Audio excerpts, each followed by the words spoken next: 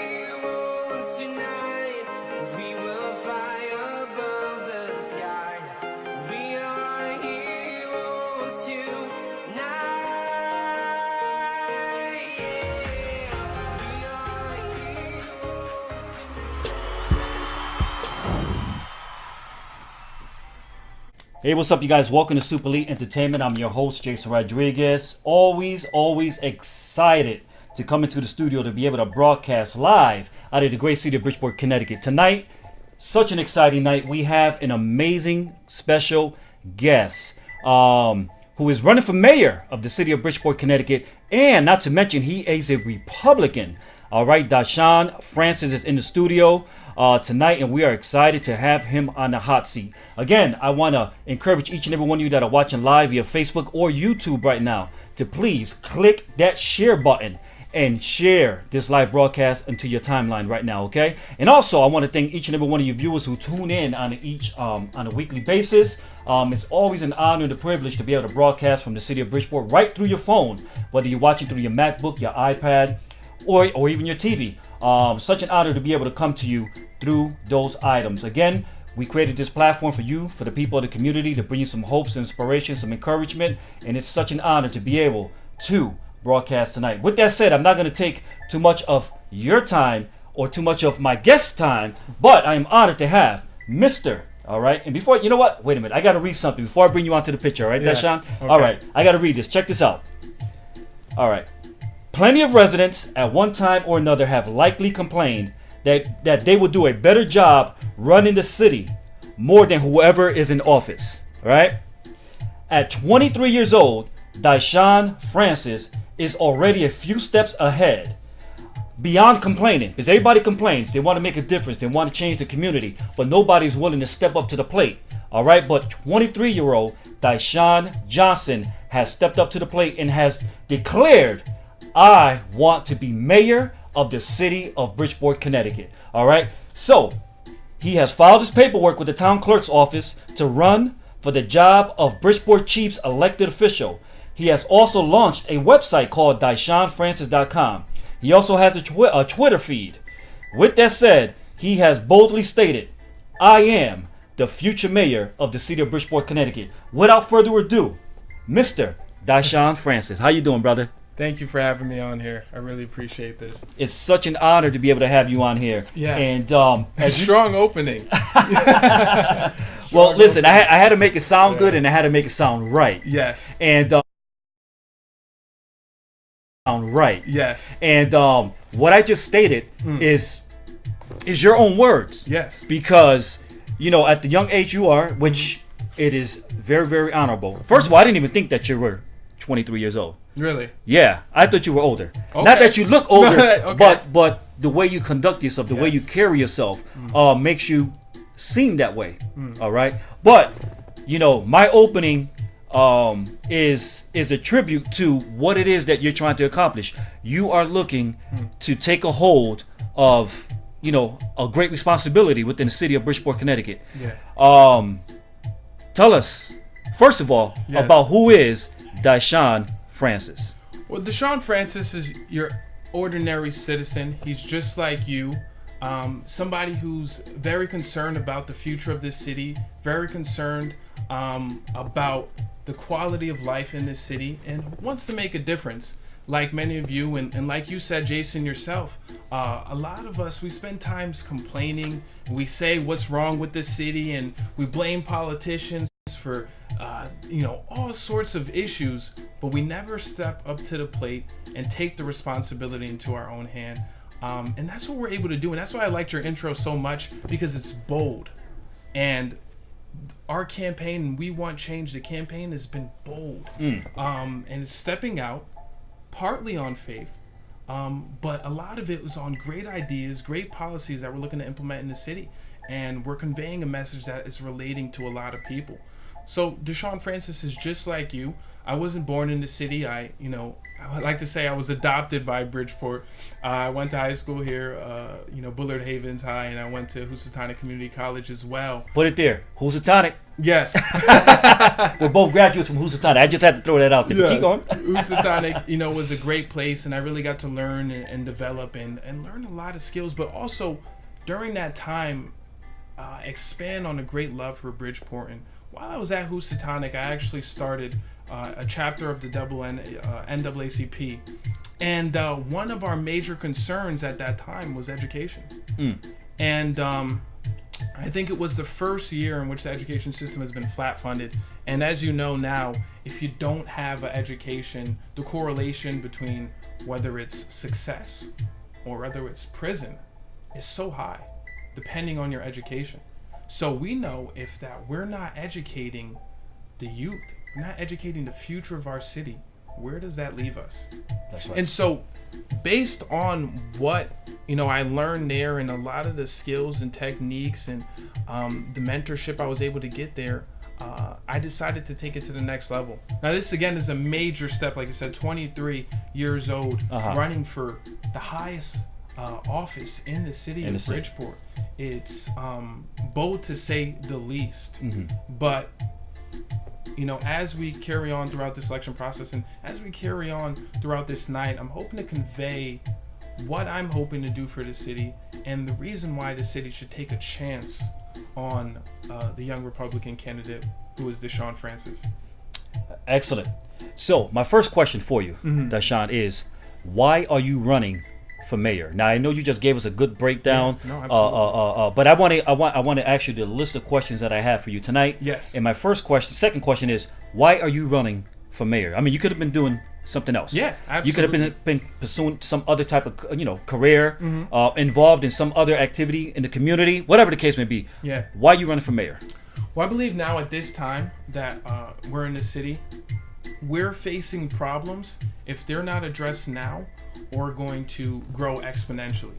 So we have an opportunity, and not only due to the problems in the city, but the problems we're facing worldwide, we have an opportunity to capitalize in this city on solutions, problems that we're facing as far as education, as far as public safety, as far as transparency, a lot of issues which are at the forefront of many people's minds. How to keep and attract millennials to the city, how to get businesses growing, how to develop and grow an economy here. And based on what I've seen from the candidates, based on their platform and what they're hoping to bring towards the city, I don't have a lot of faith in what the city will turn out under their leadership. And what's great about having a lot of experience, but what's also a downfall of having a lot of experience in public office, is we know what you're capable of. We know the ideas you're going to bring to the table, and we've known what that's brought to the city thus far. So it's time to look in a new direction, and I believe that I'm bringing that new direction to the city. I believe that I have a platform that resonates, whether it's housing for all, whether it's a tax reform or an urban wealth fund. Ideas like this, which resonate with a lot of people, which can actually do a lot of good. But unfortunately, right now, we don't have candidates who are bringing that to the table. My next question. Yes. What is leadership to you? Leadership to me is stepping out in the front. You have to, one, lead by example, but two, you have to set the vision. Now, leadership means taking on the burden. Leadership means not making excuses for situations that occur under your watch. I believe one of the most important traits we need in the next mayor of Bridgeport is to be able to be relentless, to be on top of everything, every department, education, public safety, parks and rec, every department. You need to be relentless, because that's the only way we're going to be able to transition the city from where it is to where we know it can be, to take it to the next level. Yeah. Okay. What motivates you to want to lead? Where does that motivation come from? I think in partial it's the ability, and on the other half it's the lack of leadership. So there's an extreme lack of leadership that we're facing across the community, and this is even more noticeable in Black and Hispanic communities as well. There's a lack of leadership, and so that to me, when I see that opening and I see something that people need that's not being fulfilled, that draws my attention. But it's also a personal skill set I have, and I've always been promoted to a leadership role, or always been given a leadership role, not really asking for it, but it's just something that occurs to me naturally. It's a natural talent. I think everyone has their gifts and what they're good at, their skill set, and it's important to lean into that, when you're building a career or when you're looking to move towards the future. What would be your main priority for the city of Bridgeport? So there's a lot of priorities, but I think the main priority would be, of course, education. Education is the future of our city, and so it's multifold. It's not just public education. We're talking about the retraining and getting trained, skilled labor. There's a huge lack of skilled advanced manufacturing talent in Connecticut. I think there's a couple thousands, I think even in the tens of thousands of jobs that are open because we just don't have the skilled labor to replace that.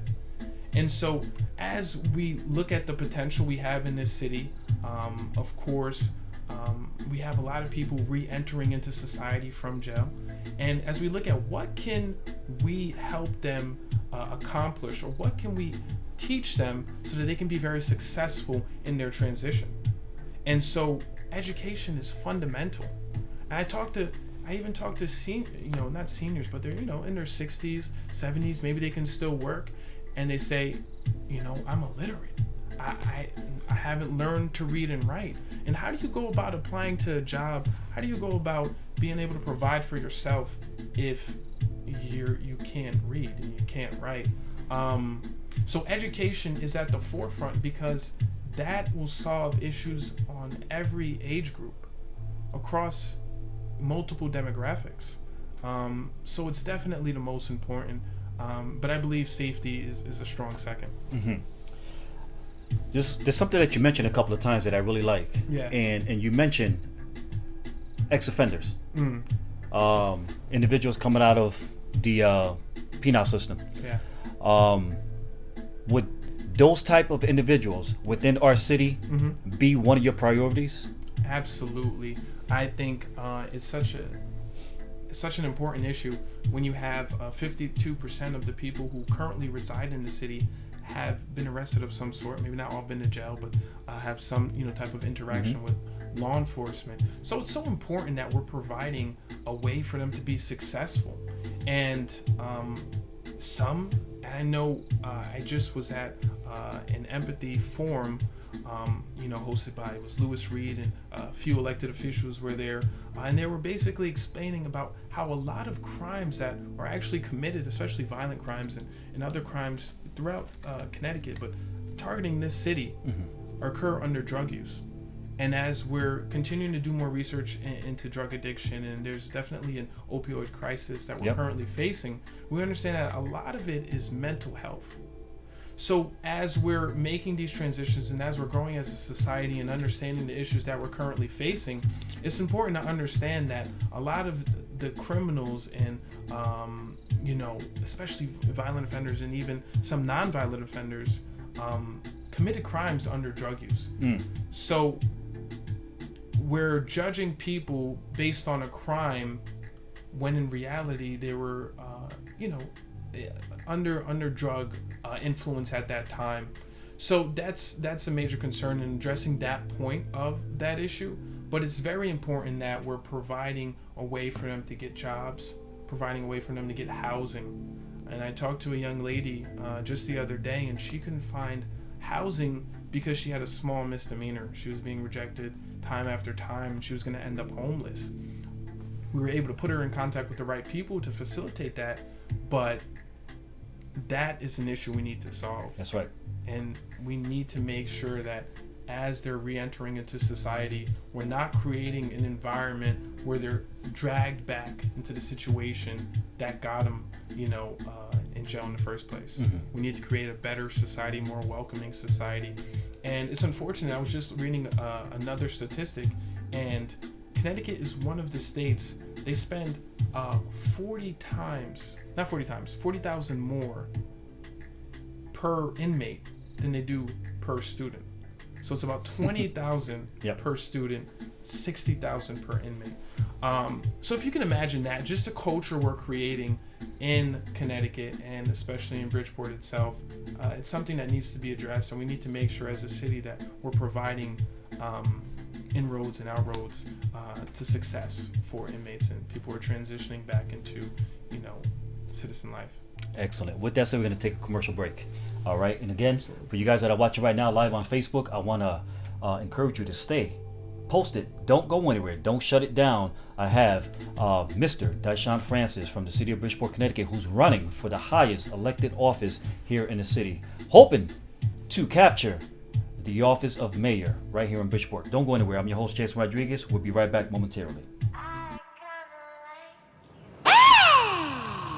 Looking for custom wheels? Looking for quality and professional service? Do you need a flat tire repaired? Are you looking for a $45 alignment and the lowest prices in the state? Come to Perez Tire Center, located in the city of Bridgeport. At Perez Tire Center, we take pride in our selection and service. We are never short on inventory, and we give you the best guaranteed lowest prices up front. At Perez Tire Center, we slash the competition and will beat the other guys. Financing is available and no credit check is needed.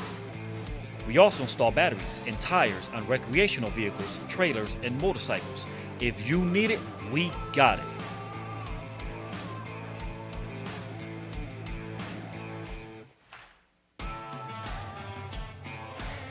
Perez Tire Center is open 7 days per week, located at 72 Knowlton Street in the great city of Bridgeport, Connecticut.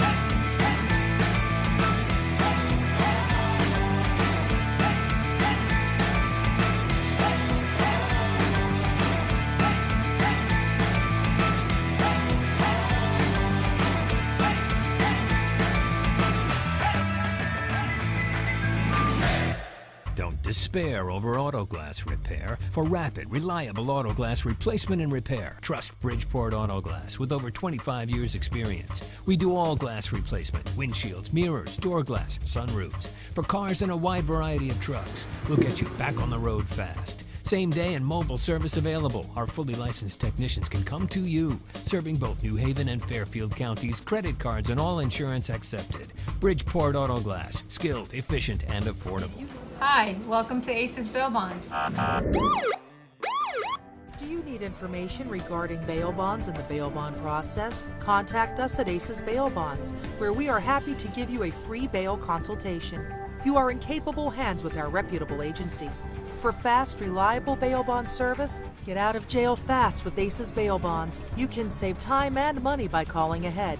We'll have the forms ready for you, with everything handled privately, discreetly, and confidentially at our office. For fast, reliable bail bond service, call ACE's Bail Bonds now.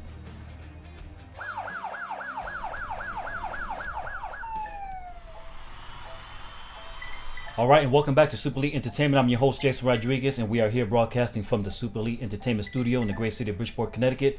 Always excited to come into the studio, to reach out to you, and to be able to present to you some of the best interviews throughout the state of Connecticut. And tonight is one of those interviews. I have tonight's special guest, Dishon Francis, who's running for the office of the city of Bridgeport, the mayor of the city of Bridgeport, Connecticut, Mr. Dishon Francis. All right, we're back. Yes. How you feeling so far? I'm feeling great. Yeah? Feeling great. Yeah. All right, I'm not asking you any questions that are like extremely crazy, right? These are great questions. They're perfect. They're fair. Excellent. All right. Yes. So let's get back to it. Yes. You get elected. Uh-huh. You win.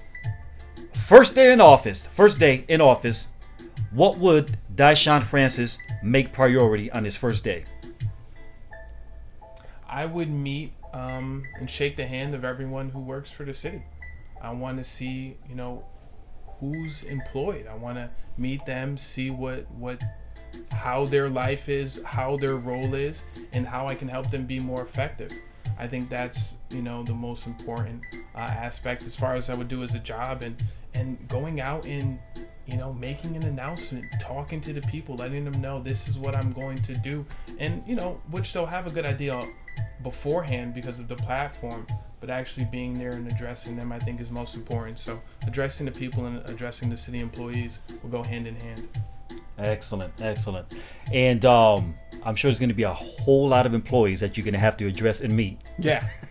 No, but I think it's important, especially as we're looking to change the direction of the city. Mm-hmm. And like I said, as a leader, you want to set the vision. So I want to make sure that everyone that the city employs is on, I would say on par with that vision and understands where we're looking to take the city, and they're willing to adopt that vision and move forward. What would you like people to know about you that they don't know already? I think just, like you said when you first met me, I think a lot of people think I'm very serious and very business oriented. I like to have fun as well, and I'm pretty laid back personally, but I don't take this lightly. Yeah. I don't take it lightly at all, and this is very serious, the state we're in, and me running for mayor is very serious. So I think a lot of people can be, a little off-put, like, this guy's just business. He doesn't joke around, But, I have a good sense of humor. But when we're in a situation like we're in, I don't think there's a lot to laugh about, per se. Yeah. Why should people vote for you on election day? Well, first, people should vote for me on September 10th. Vote line C for change in the primary, the Republican primary, because the message that we're delivering and the platform that we're building is by far, I think, best suited for the future of this city and what we're hoping to do. I would say, look at our reception. Look how people have received us thus far in the city, and I believe that should be able to affect your decision. But again, what we're hoping to accomplish in the city, what we're hoping to implement as far as taxes, as far as public safety, education, these are ideas we need to move the city forward, push the city forward in the right direction. And I think we have the strongest platform in that regards. Really quick, I want to acknowledge some of the people that are watching on Facebook right now, okay? And I want to acknowledge Anthony Lucas. Okay. It's really important to always acknowledge the people that are watching, because if they don't tune in, we won't be doing what we're doing right now. Exactly. All right? So, Anthony Lucas, I want to thank you for tuning in tonight. Also, there's a female on here named Veronica Mojica. And she's saying, Dishon, I'm listening. Okay. Awesome. Dishon, I'm listening. I'm not sure if you know who she is. And then yes, I do. Yeah. She also says, and for the people. Uh-huh. That's all she wrote was, and for the people, with multiple question marks. Yes, for the All right. people. I love it. Yeah, and then also there's someone else out here named Ashley Ann Rodriguez. That's my girlfriend. Oh, okay. Yes. She says, as a leader, you have to set that vision. So you're a person of vision. You're a visionary. Yes. And your vision is to capture the office of the city of Bridgeport as mayor. Yeah. I mean, is it attainable? Is it possible? Will you succeed? I think it's up to the people. One of the great things about politics is it's in the people's hands. If they believe in me and they believe I'm the right fit for the city, they'll go out and they'll vote for me. If not, I don't believe it matters much. I know people are going to say, oh, you're a Republican, so that's why you didn't win. I know people say, hey, if you were a Democrat, you would win easily. And no, I don't think that matters much. I think the vision you set forth for the city, if you're able to relate to enough people and you're able to convey a message that relates to them, you'll win. And it's your job as a person running for office to convey that message. It's your job to get people out to vote, and it's, your job to get them on board to your vision, hoping for change and wanting to do something better. So my next question for you is, how important is it for people to get out and vote? Like I started our conversation with, everyone, always have a comment to make. If it was me in office, everything would be peaches and cream. Everything would be perfect. Yeah. Everybody wants to complain. Things should be this way, things should be that way. But the majority of the people who complain don't want to step up to the plate and run for office as you are. So my question is, how important is it for the people of the community to come out and vote and show their support? Yeah, I think it's very important, and I'll have to admit there's a lot of pressure in running for office. So I can see why a lot of people don't do it. But some people are better suited in that type of environment. Some people are better suited under pressure. But it's so important, especially in this election where so much is on the line. We've seen what's happened to our education system, public safety, quality of life. They're major concerns across this city, and we have a crisis going on in the city, and it's a crisis of confidence. And we have it in our educators, we have it in our leaders, in our elected officials, and it's about time that we change that. Now, if you want change, you know what you have to do. You have to voice your opinion. People fought for so long. There's been so many different movements to gain the right to vote, whether it's the suffrage movement, whether it's the civil rights movement. There's been plenty of movements to gain the right to vote. So now we have this opportunity. It's important that we take the power in our hand and utilize this. And, after we do that, after you vote, if the cards don't fall where you hope they would, that's okay. But at least you got out and tried. I think one good quote is I think you miss every shot you don't take. So it's the same thing with a vote. If you don't vote, then you miss your shot. That's right. Yeah. So there's quite a few candidates that are running for the same office you're trying to capture. When you compare yourself to all the other candidates, what makes you stick out the most? I mean, what qualifies you more than the candidates that are running for the same office? I think one of the strongest reasons, or what I stick out with the most, and a lot of people think this as a flaw, and it's something you mentioned earlier. You didn't mention it as a flaw, but you mentioned it as a way of being bold, and that's youth. I think being young, I have a different perspective, a perspective that's not always utilized in politics. And at this point, this is where we are. We've had experienced elected official after experienced elected official. We've had a mayor who was a state rep. We've had a mayor who was in the city council. We've had mayors from all sorts of politically elected officials. And where has that gotten this city? With all that experience. So what we need now is we need innovation. We need forward thinking. We need to change the way we're currently doing things. And the only way we're going to do that is if we change the candidates that we elect. If you elect the same candidates with the same type of experience, there could be a slight shift in direction, but they're the same candidates. They have the same platform. So when you see that, And again, when people are so hungry for change, you have to think, what is the change you want? And where are you going to get it from? And are you going to get it from the same message, the same platform? We're going to, do this for education. We're going to do this for public safety. We're going to end, end corruption. We're going to improve safety. But if you don't have actual ideas to implement to solve those issues, then it's just good talk. Yeah. And I think Bridgeport has suffered for a while now, a lot of retail politicians. And they sound sharper than me. They sound better than me. And they sound great. But the fruit of their works are not great. Yeah. Yeah. So, do you believe that the lack of opportunity in the state, in the city of Bridgeport, for individuals in our community, increases violence, increases, the crime rate to go up? I mean, do you think that the lack of opportunity is affecting the condition of our city? Yeah, I definitely think it contributes to that.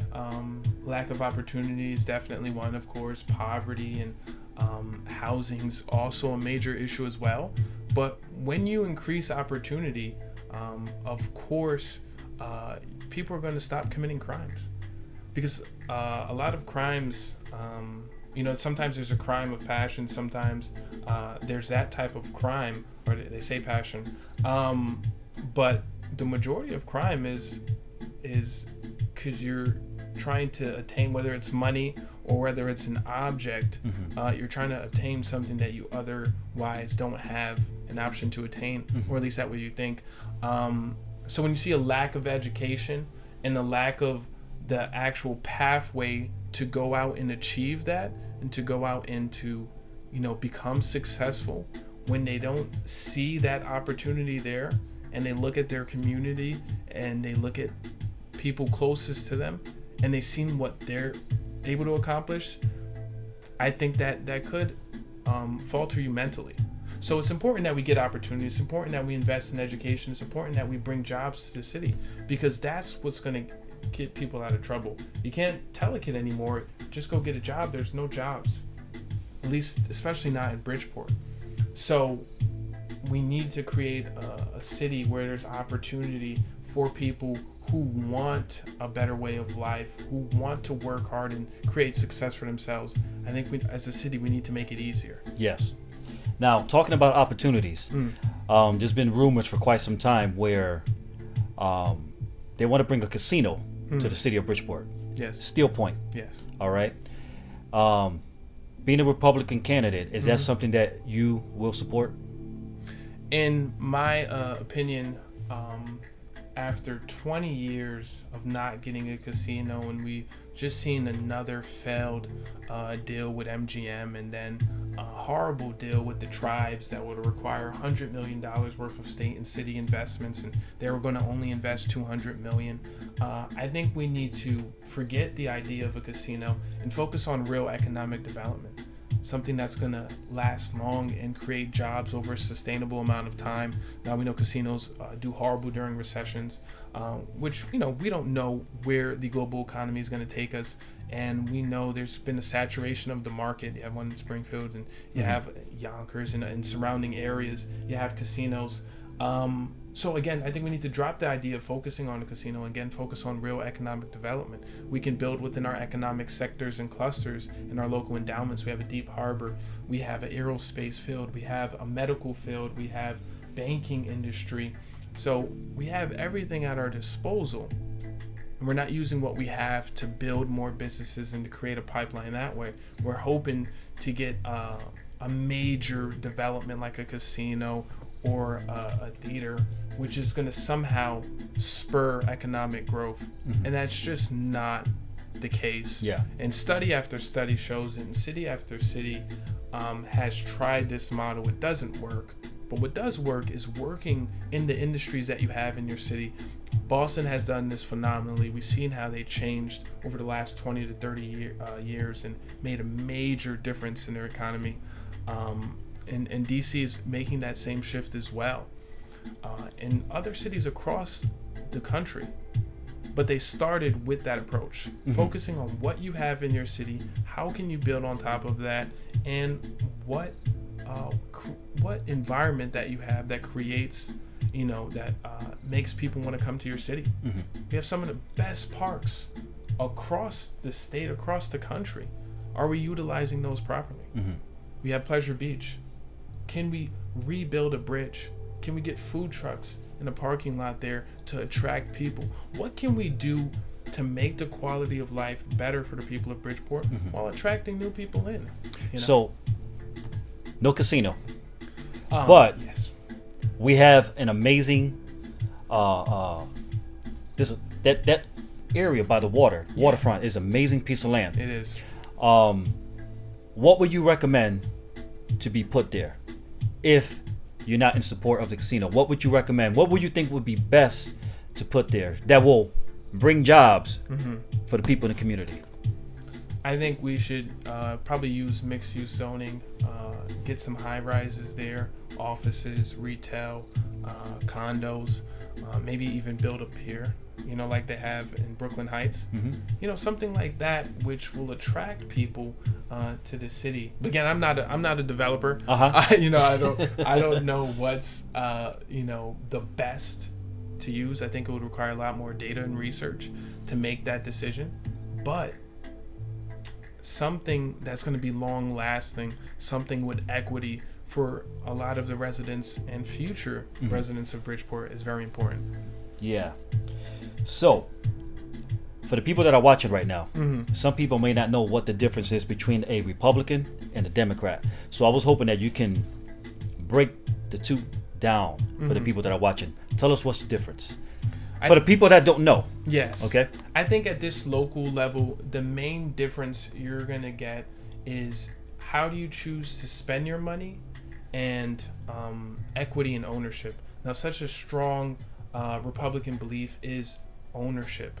The idea that if you own something, you'll have more respect for it. The idea that if you have equity in your community, you have your own house, you're able to you have more honor and you have more respect for it.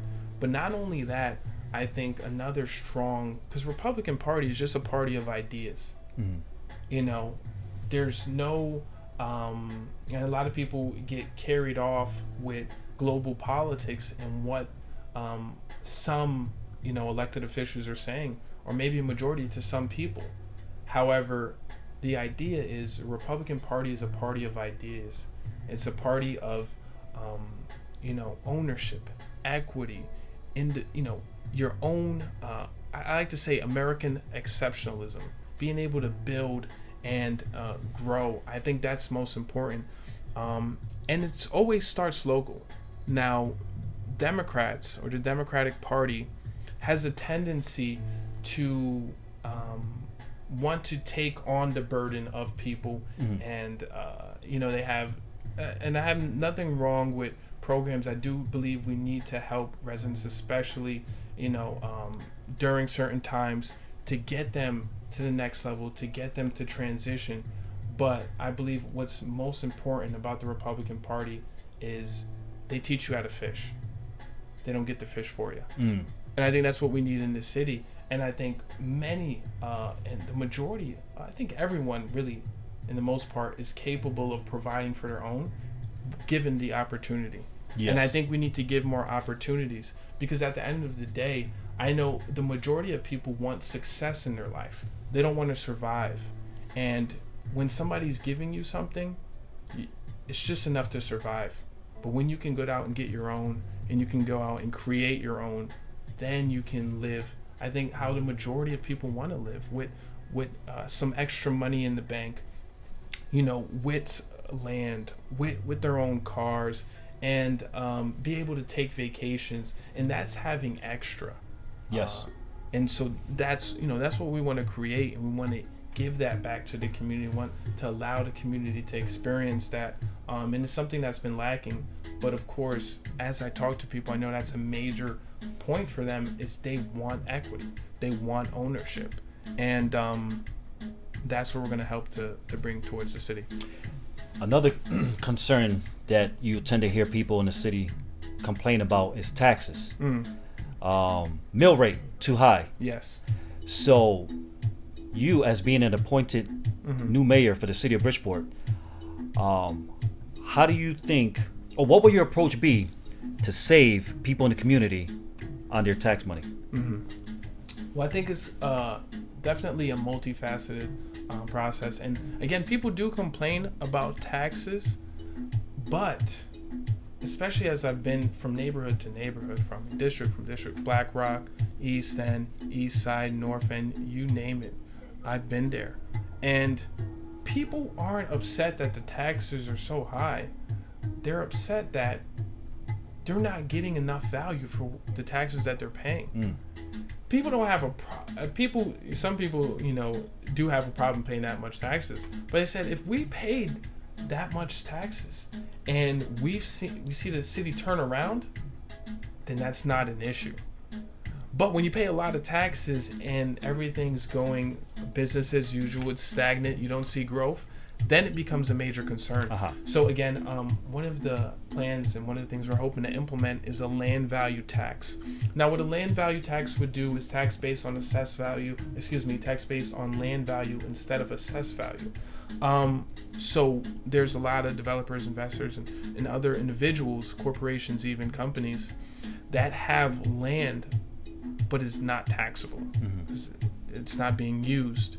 So what a land value tax would do, and this was actually implemented in Pittsburgh and it had tremendous results, is it would not punish people for investing and developing on land, but actually encourage them to do so. And so this is what we need in the city where we have 15 to 20% vacant land. We have a lot of blighted property. We need to encourage people to begin investing in their land, not punish them for doing so.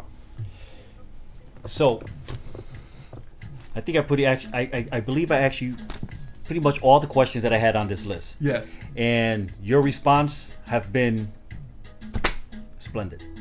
You're pretty sharp. Thank you. You're pretty sharp.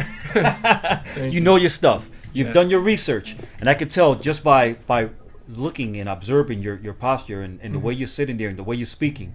You're very, very, very serious about what it is you're trying to accomplish here within the city of Bridgeport. Absolutely. And the city has been through hell and back. Bridgeport is a really nice city. There's some great people that live here, and leadership is really important, as we've been talking about. And I just hope that on election day, election night, election eve, whatever, that the people come out and show their support. When you vote, your vote speaks for what it is that you want to see accomplished within the city.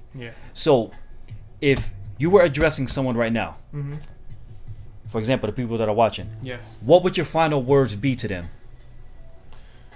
Don't give up on Bridgeport.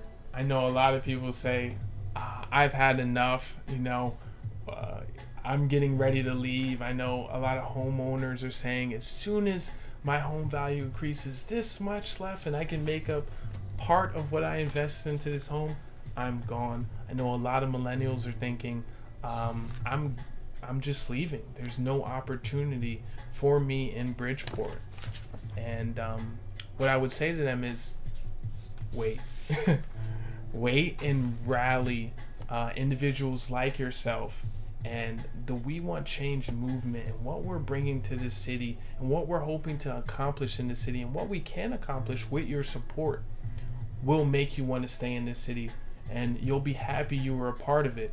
But it is going to take the help of every individual who wants to see Bridgeport change, who wants to see Bridgeport progress, who wants to see Bridgeport become like it used to be. I know I talk to so many people and they say, Bridgeport used to have jobs everywhere. I walk outside, I quit my job in this place, I go next door and I get another job. You'd be able to walk your family to the park. There's no issues, no concerns, no worried about safety. The education system was great. You're able to, send your kids to public school with no worries. And I think that's a concern for a lot of residents in Bridgeport. And what I would say to them is, let's talk. Let's get together Uh-huh. and let's fight to change the city that we love. And let's not settle for less. Let's not settle for a little bit more. Let's make Bridgeport the best we can be. Excellent. And amazing words you just shared. Truly appreciate everything that you have been willing to share with the viewing audience here tonight. And not that we're done. We're not concluding yet, just to let you know. All right? We ain't going nowhere yet, man. All right. But we're going to take a commercial break. But when we come back, I'm going to hit you off with what I call the shotgun questions. Okay. All right? This is good. Yeah, we're going to have a little bit of fun, okay? All right. All right. So with that said, you guys that are watching right now live on Facebook or YouTube, don't go anywhere. We'll be right back momentarily. We're going to take a commercial break. Again, I'm your host, Jason Rodriguez, and we have Mr. Dishon Francis sitting on the hot seat tonight here in the studio in the city of Bridgeport, Connecticut. We'll be right back momentarily.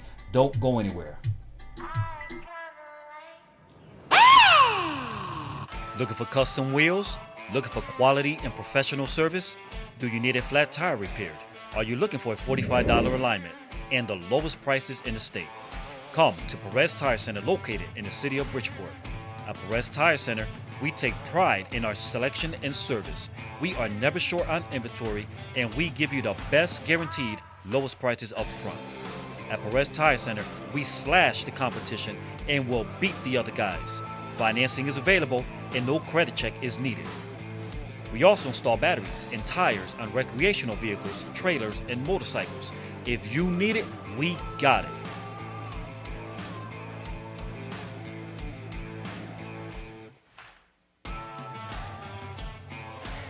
Perez Tire Center is open 7 days per week, located at 72 Knowlton Street in the great city of Bridgeport, Connecticut.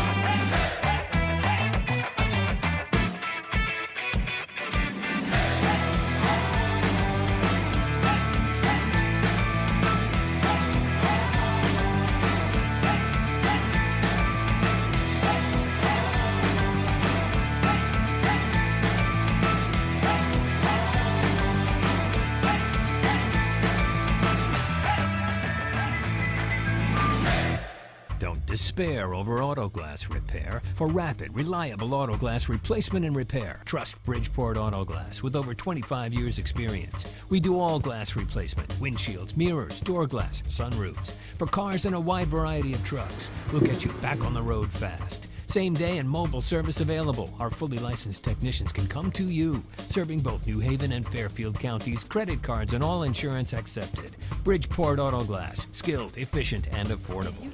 Hi, welcome to Aces Bail Bonds.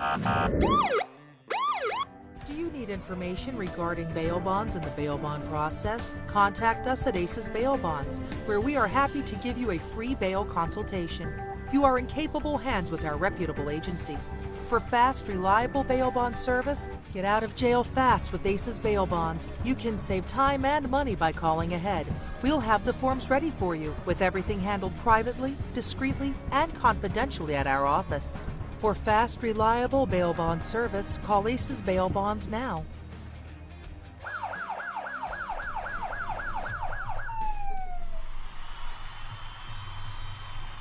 All right, and welcome back to Super Elite Entertainment. I'm your host, Jason Rodriguez, and we are here broadcasting live from the Super Elite Entertainment Studio in the great city of Bridgeport, Connecticut. We're having such a great time. We have politician. I don't know if I should call him a politician. Is that proper? Call you a politician? Yes, I am a politician. So now. we have politician, and he's a candidate for mayor for the city of Bridgeport, Connecticut, here in the studio tonight, sitting on the hot seat, and I am so honored to have him here tonight. And let me bring him back into the picture, Mr. Dishon Francis. Thank you. Such an honor, such a privilege, man. Thank you. Great smile. Look at this kid smile. Look at this guy smile. I didn't mean to call him a kid, but look at his smile. Yeah.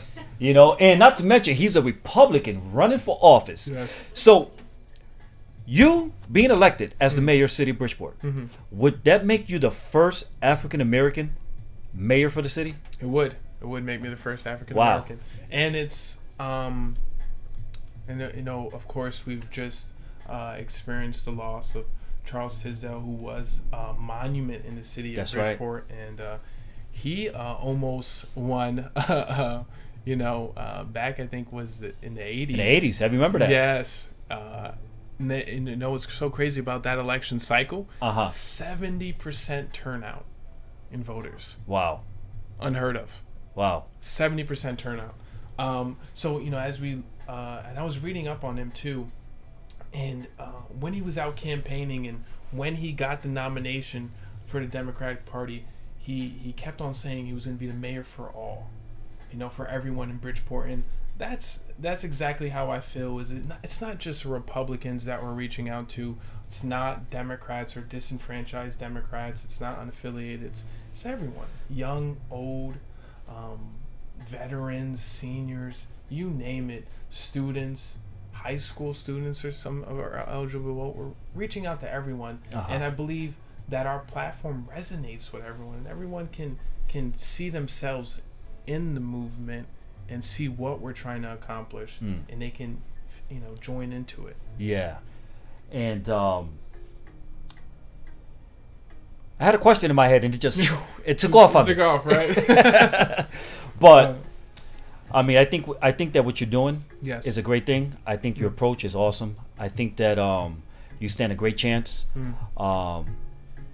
for winning, and it's such an important thing that the person that does get elected and put in office does the right thing. Yeah. Because the city of Bridgeport is in need, and we need strong, powerful leadership. We need people that's going to do what it is that they say they're going to do during election time. Yeah. Because, and you say you was a politician, all right? And you know how politicians operate. Yeah. I'm going to do this and I'm going to do that. But then when they get into office, what happened? Yeah. They do nothing. They do nothing. I mean, And that's can we not expect that approach from you? Yeah, you can absolutely know that whatever I say I'm going to do, I'm going to do. I'm not making any promises that I can't keep. I'm simply laying out policies and things that can be implemented. I'm not saying we're going to have thousands and thousands of jobs and everyone's going to have a job. I would be a liar. I mean, that you're being realistic. Yeah, you're being realistic, but you're establishing your goals. Yes. You're indicating what it is that you want to accomplish. Not that you're going to be able to successfully accomplish all of them. Yes. Just like, let's look at the president. Trump. Yeah. I mean, that wall still ain't built, right? They vote, yeah. They're still talking about it. That was one of his main priorities. Will it happen? Maybe eventually it will. Yeah. But so what I'm trying to say is, you're not going to be able to accomplish every single goal you establish. Exactly. But will you follow through? Exactly. I think that's most important. Will you follow through? It's a follow through. Yeah, absolutely. And I think it's okay. And I believe if you have a transparent leader, and especially an elected official, and you see them working towards something and they're unable to accomplish it, that's one thing. But when they say they're going to do something and it completely goes the other direction, they act like they haven't heard about it. And I think we experienced this with tolls. We had Lamont say there's going to be no tolls, or it's just going to be for trucks, and he turned around and did the opposite. That's when you lose trust. If you're going to do something, just say you're going to do it. Yes, whether it's right or wrong, stick to your platform, stick to your beliefs, and people will accept you for that. Yes. But when you say you're going to do something and you do not, and you lie, that's what it is. And politicians call it playing politics, but since I'm new to politics, it's still a lie. So when you say you're going to do something and you don't do it, or you say you're going to do something when you know your intentions are to do something else, that's a lie. Yes. And that's not something I'm willing to sacrifice on ever. Excellent. Really quick, want to acknowledge a couple of people that are watching on Facebook. Absolutely. All right. And Veronica Mojica, she says, we need to come out and turn this city red. We need to see real change. Yes, we do. Sir, the city is red as my tie. We need to see real change. And then she follows up her statement with, you are getting 4 votes from my house. Oh, that's awesome. And then Shout out to Veronica. I'm not sure who she is, but she also stated that she has a question for me. So whatever your question is, Veronica, Ask it. Yes. Ask your question. I mean, we're here. We're looking at everything that you guys are putting on the feed. Yeah. And Veronica also. Veronica's going in right now. Yeah. She's going in. She says, "Promises made, promises kept." All right. Uh-huh. Miguel Mojica, who's also watching live right now. Yes. Miguel, he says, "I'd rather call him." I lost my. Are you able to see that comment? I'd rather call him a people's person rather than a politician. I stand corrected then, yes. Miguel. I stand corrected. That's good. A people's person, and I like that. Yeah. Thank you for that correction, because you are a people's person. Yeah. I mean, what's your response to that? Yeah, I think that works for me. If that's where we're to go to, whether it's a politician or a people's person, I'd rather be a people's person, a man of the people. Uh-huh. And I think this is what I believe. As an elected official, your job is to be a vessel for the people. Your job is to listen to them and listen to their concerns, and that's why I make sure that I myself go and knock on the doors of the people who I want to turn out to vote, because I won't get the same interaction from somebody else going and giving me feedback. It's different when you're there and you can hear what they have to say, and that's how I understand that so many issues. Yeah. I didn't realize until I knocked on maybe 1,000+ doors that there was a major concern for people with traumatic brain injuries in Bridgeport. There's actually quite a few incidents that occur, quite a good number of people that have that, and the support for it is missing. There's a lack of support for disabilities as well. There's a lack of support for veterans. That's actually a major concern of mine, is that housing and resources for veterans are very, they're lacking as well. Yeah. So you don't get that, without talking and sitting and, being a people's person. You have to really talk, and sometimes you even have to pry, because many times people are so disenfranchised with politics. They've seen the same thing again. Politicians say they're going to do this, they say they're going to do that, and they never end up doing it. So they have their guard up. There's definitely a lack of trust. And most important, I think besides being relentless, as I talked about, a skill the next mayor would need, is to restore trust. He needs to restore trust back into the community, that, you can trust the politician, you can trust your elected official to be out and to have your best interests. Yeah. And one of the things I like about you that I've seen is I watch your feeds. Yeah. I watch your Facebook and your Instagram, stuff like that.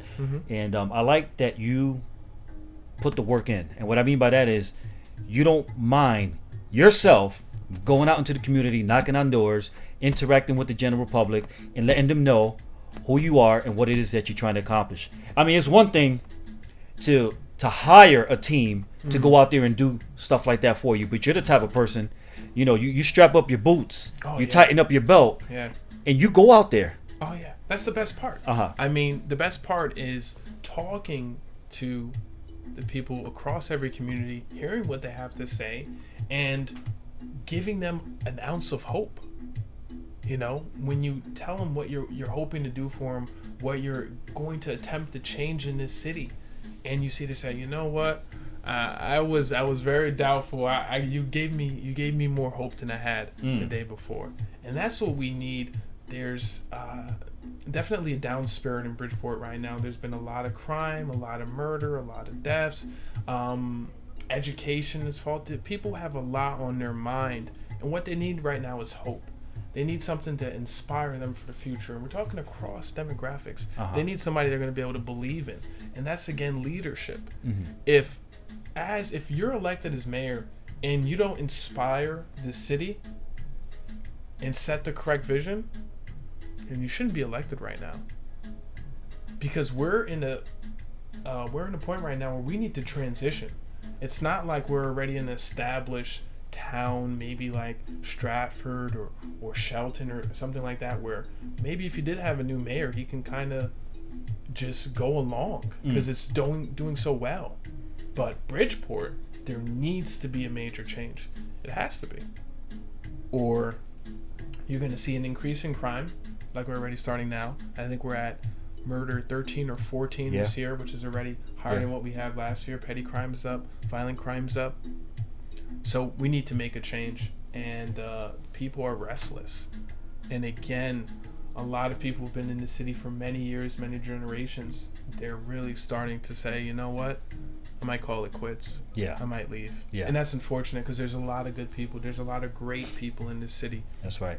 And they deserve, and especially seniors as well, people who are going on to retirement, they deserve to be able to retire here in the city that they love with their family around them. Shouldn't have to move to South Carolina or Florida or Texas because the mill rate is ridiculous and they can't afford to live here anymore. Yes. Really quick, I want to acknowledge Yes. Veronica Mojica again. Yes. Okay? I got to acknowledge her. And she says, thanks for this interview. I lost my feet again. Can you read that statement? Thanks for this interview. I really wanted to hear this young man speak. The age was giving me some doubts earlier on, but I like what I hear as well as respect that Francis interacted with me through inbox and answered some of my questions Yes. and concerns. Yes. And that's awesome. Yes. That's awesome. Because not only are you out there in the community knocking on doors, but it's really important if someone sends you a message Yeah. for you to respond. Yeah, You know? I try to keep on top of it. What's great about our the We Want Change campaign and this movement, but what's also kind of a little bit bad is, not bad, but what's also something that I have to keep in mind is that everyone in our campaign is a volunteer. Nobody's paid. Everyone's volunteer, campaign manager, phone bank, knocking on doors, getting signatures. Everyone's a volunteer, right? So a lot of the stuff, I happen to be doing, whether that's running my own social media, setting up, walking, and there's a bunch of stuff, platform building, that's, basically done by myself and just a few other volunteers. And, we get some people here and there who can donate some time, but this is completely grassroots, and I'm very thankful. Yeah. Very, very thankful for all the people who choose to, we get tons of people who just choose to even donate a day or a few hours. And that's what keeps our campaign going because, again, complete volunteers. That's awesome. That's awesome. And I got to say, I take my hat off to you. Yes. You're a gentleman and you're very respectable. And what it is that you're doing, I wish you nothing but the best. Thank you. And, does Bridgeport need stronger leadership? Can't hurt. Can't hurt. All it can do is make our city better. And, I wish you the best. Thank you. With that said, Yes. I'm ready to hit you off with what I call the shotgun Let's questions. go, shotgun. You ready? Yes. All right, here we go. What's your favorite song? My favorite song? Uh-huh.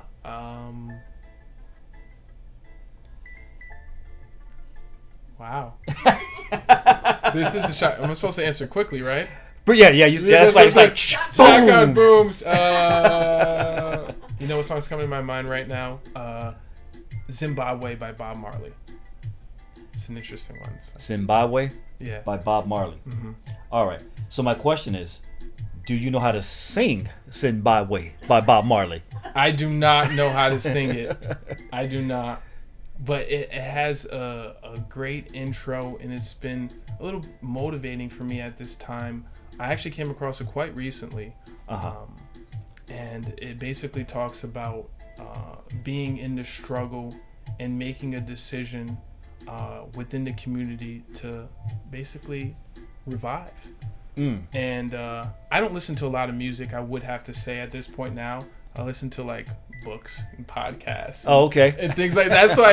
That's why that song is particularly on my mind. I try to keep a good flow, going through me and try to keep myself in a positive direction.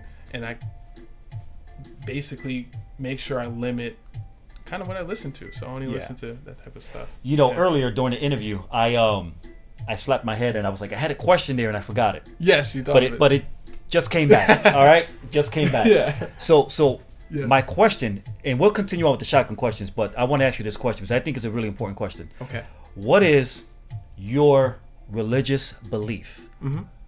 Your faith? Where do you stand with religion? I'm a Christian. Yeah. Just flat out Christian. I go to church. I go to multiple churches. I was actually raised, previously called Mormon, now called like saints. They call themselves Latter-day Saints. So Uh-huh. it's just a pseudo sect of Christianity. Nothing really, different. But yeah, I'm a Christian. But I do respect all religions. I know I spent a good amount of time with some of the Muslim population in UB. Got to experience their religion. A church I go to now, Temple of the Way. It's actually on Main Street here above downtown Dental. Okay. The pastor there, Josiah Israel, practices a form of Judaic Christianity. So he uses principles or traditions from Judaism and implements that into a Christian teaching, which I think is phenomenal because it gives us some structure and organization. And I'm big on structure and organization and discipline. I think that's one of the most important aspects of religion. So I think that's important to have that. Absolutely. You need discipline. Absolutely. Yeah. I had asked you that question. Yes. 'Cause I'm sure maybe the people that are watching were questioning what, I mean, because I asked you a bunch of questions and you gave great responses, but I'm sure some people are out there were like questioning, what's his faith? Yeah. Does he go to church? Is he a Muslim? Is he born again Christian? Yeah. Yeah. So let's continue on with the shotgun questions. Yes. Your favorite movie? Favorite movie? Arrival. Arrival? It's a sci-fi film. Uh-huh. Yeah. What is Arrival all about? I've never heard of it. Basically, it's about I think it's 12 or 13 ships. They come to Earth, right? And they just sit there, kind of like in the sky, stagnant. And they find this person. She's like a master of languages, or she has a doctorate in languages. I forget exactly what they call her. So she goes in to translate, and basically, long story short, they use this language. They're like squids almost. So they shoot out this ink, and it forms a circle. And what's interesting about their language is it's not affected by time. So it has no, how when you start a sentence, like, I'm starting a sentence now, you have a beginning and an end. The language doesn't have time. So the way you read it, or the way you can understand their language, when you fully understand it, you're able to move through time. It's very complicated, but it's a fascinating movie with a great sound score. Yeah, say that. Interesting. I'm gonna have to. I'm gonna have to watch that movie now. Hold on. We have a question from someone in the audience. Yes. All right. No, What's your question? the girlfriend is asking Ashley. Ask him how many times we watched it. How many times? Too many. Oh, too many. I've watched it a lot of times. Yeah. Yeah. Don't worry. My favorite movie is Scarface. Scarface? I have watched Scarface. I know that's not the best movie to watch. I understand he's a drug dealer and all I'll that. get too amped up. But if you need some motivation, all you got to do is watch Scarface. Yeah. Right? And I've watched Scarface, I would say probably maybe 350 times or maybe more. I've been watching it since it first came out. I'm just saying. I'm a little older than you, brother. Yeah, no. right? I've watched Scarface a few times. Yeah. And so you like it? yeah, it's a good movie. Tony Montana? Classic. Okay. See, now we see each other. Okay, yeah. I feel you now. All right, so next question. What's your favorite food? Favorite food? Chicken. I love chicken. Uh-oh. Yeah, without doubt. there's Fried chicken? No. I really recently I like lemon pepper chicken. I've been into that. Yeah. But normally like teriyaki, maybe buffalo. I like spicy food. Okay. Lemon pepper chicken. Is that something you make at home or you eat it out somewhere? You can eat it at Wild Wings. You can eat it at there's a place in Fairfield that makes, I forget what it's called, but they make good lemon pepper wings as well. Okay. Also try Flavors as well in the East End. They make great wings. We're just giving all kind of people advertisement tonight. Yes, yeah. Flavors and Wild Wings. All right. Next time I'll send you a check. All right. So what's your favorite sport? Sport? Yeah. Basketball. Okay. Yeah. What team? Team? Sacramento Kings. They've been my favorite team since I was younger. And if once I have a team, that's my team for life. I'm not trading there or switching it. So you like baseball? I've never got into baseball. No? No. All right, so conversation's over. Interview's concluded. You can get out. I was hoping you say the Yankees. Well, of course it's the Yankees. I was born in the Bronx originally. Yeah. I mean, if you're talking about baseball, Yankees. But I also like the Dodgers. Really? Brooklyn Dodgers. Well, they were in Brooklyn at one time, yeah, so. Not when I was around. Not even, I don't think when I was around. I'm not that old, bro. All right, so what's your favorite car? Car? Again, we're doing the shotgun questions for the people that are watching. In case they're wondering, yes. Why are we talking about food and movies? And food is good. Yeah, this is the conclusion of the interview. We are doing what I call the shotgun questions. And Dishon Francis is doing a great job. Yes. Go ahead. 1969 Ford Mustang, Acapulco Blue, dream car, favorite car. You sound like you have one sitting in your garage right now. I have one sitting right in this mental garage, just waiting for me to get one. Yeah. Yeah? Yeah. Okay. I like classic cars too. I have a 1984 Mazda RX-7 GSL SE loaded, and I love that thing. Yeah? What color? White. You want to buy it? No. I was going to sell it to you anyhow. All right. What's the favorite thing you like to read? The favorite thing you like to read? I'm big on self-help. So anything in that department, I read a good amount of, like Tony Robbins. So I've been reading a lot more like advertising and marketing now, especially as the campaign's transitioning. But anything to develop a skill set. I don't read fiction. Yeah. Okay. I read Harry Potter a lot when I was younger, but not anymore. Okay. I don't know. What's the favorite thing you like to do? To do? Mm-hmm. I like to be outdoors. I was a Boy Scout when I was younger. So camping, hiking, anything to get me outside in nature, just around natural surroundings. I enjoy that most. And I like to sightsee. I like art. So whether that's skyscrapers as far as buildings or even an art gallery. Nice. Yeah. Nice. Okay. All right.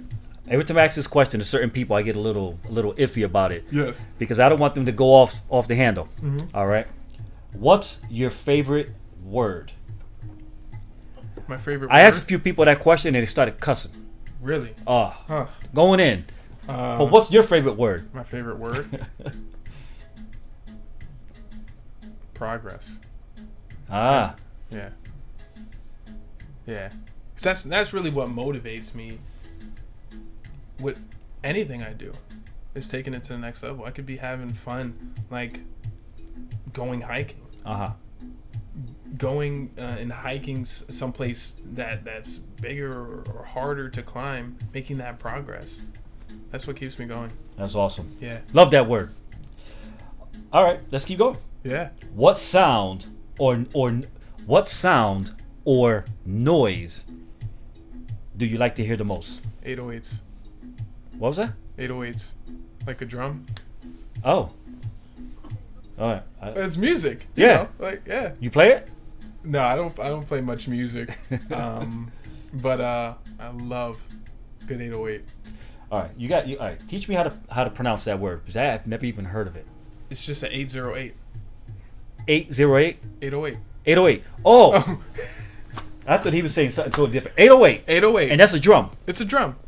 It's a drum sound. Like, you know how you have a snare, you have an 808, but an 808 is artificial. Oh, okay. Yeah, it's an artificial. Like you'll hear it in basically every rap song there is. 808s are.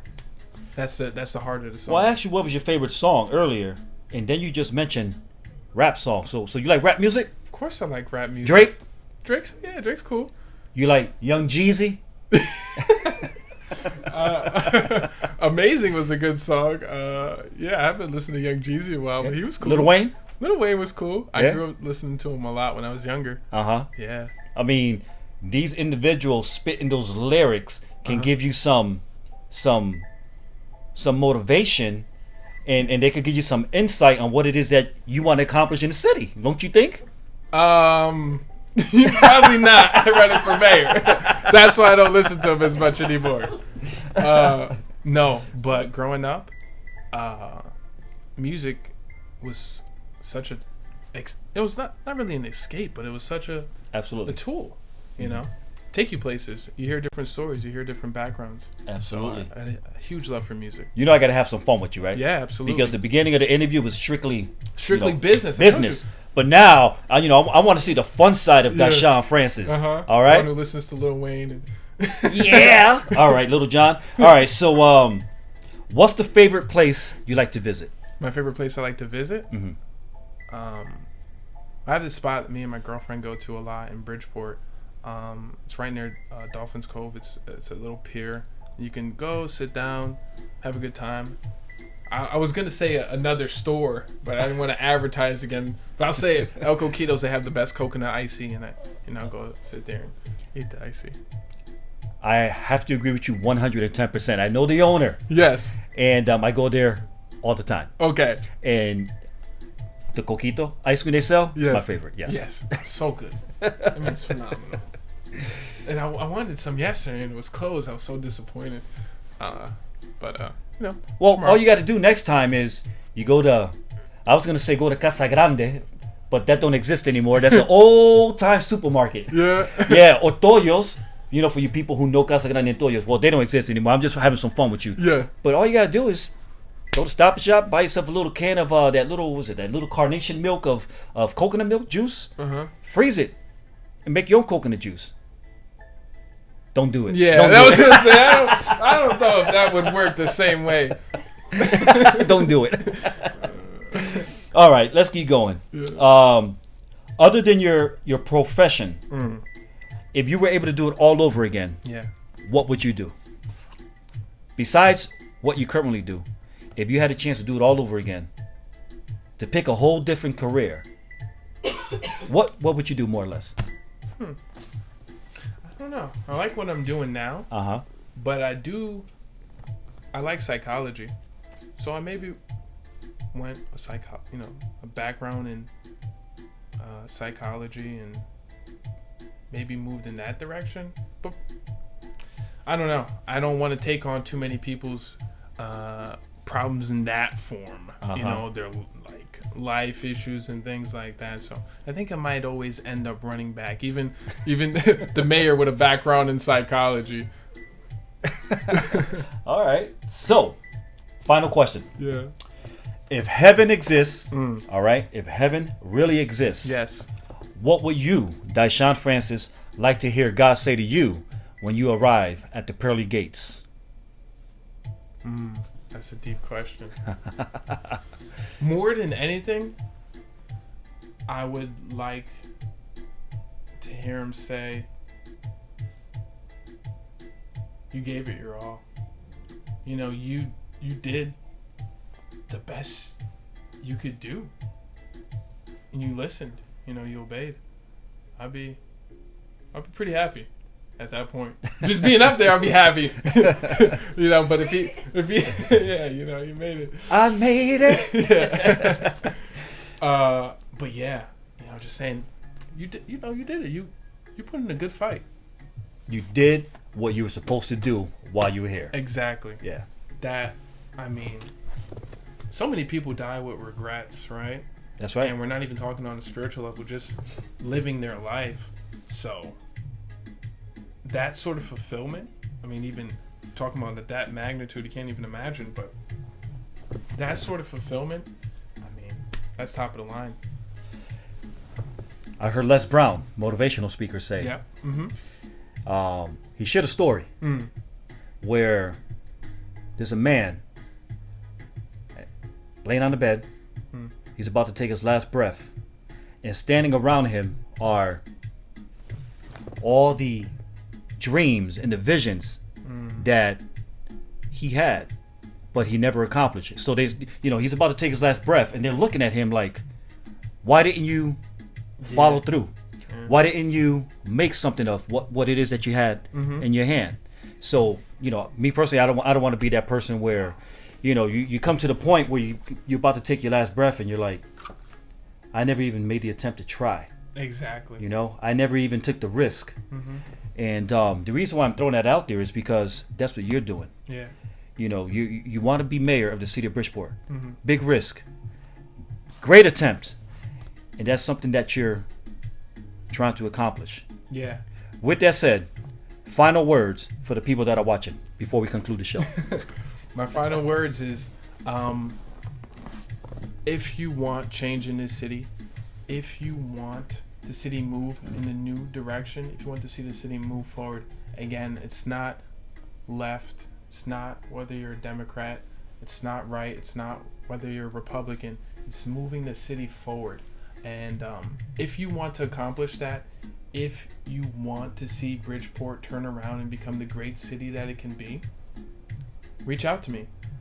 You can reach me on any social media platform. My name on there would be Dishon J. Francis. That's D-I-S. They'll have it there in the link. I won't spell it out for you. But Dishon J. Francis, reach out to me, and I'll talk to you more about the platform, and we see how we can go about making and affecting change in this city and reaching out and getting people active and getting people out to vote. That's most important.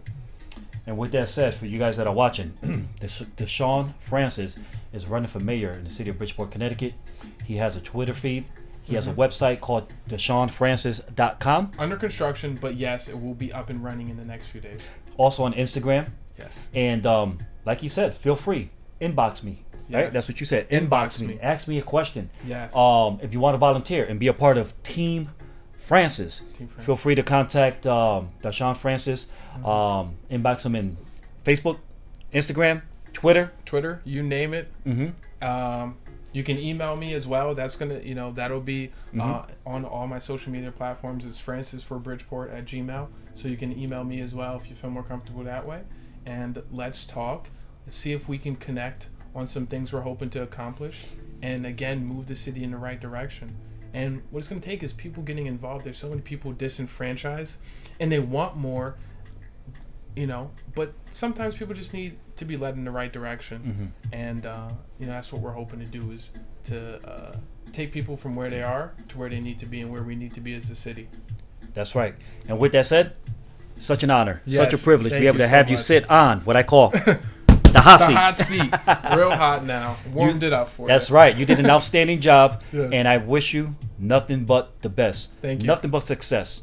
All right, and God bless. Thank you so All right, much. God bless. And really quick, I just want to thank each and every one of you who tuned in tonight. As you know, we do this on a weekly basis.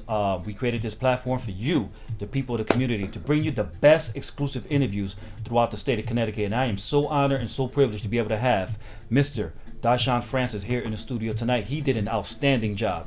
Now that you know who he is, now that you know what he's all about, now it's time for you to speak up during Election Day. All right? What day is that?